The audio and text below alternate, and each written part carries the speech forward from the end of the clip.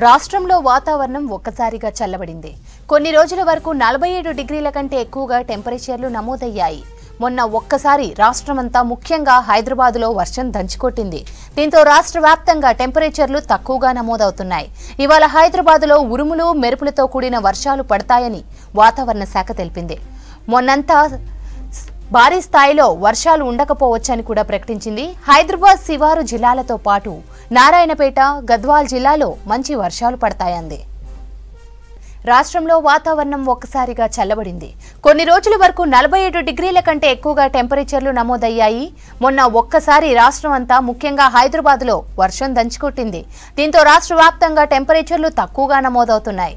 ఇవాళ హైదరాబాద్లో ఉరుములు మెరుపులతో కూడిన వర్షాలు పడతాయని వాతావరణ శాఖ తెలిపింది. మొన్నటంత స్థాయిలో భారీ వర్షాలు ఉండకపోవచ్చని ప్రకటించింది. హైదరాబాద్ శివారు జిల్లాలతో పాటు నారాయణపేట, గద్వాల జిల్లాల్లో మంచి వర్షాలు పడతాయంది.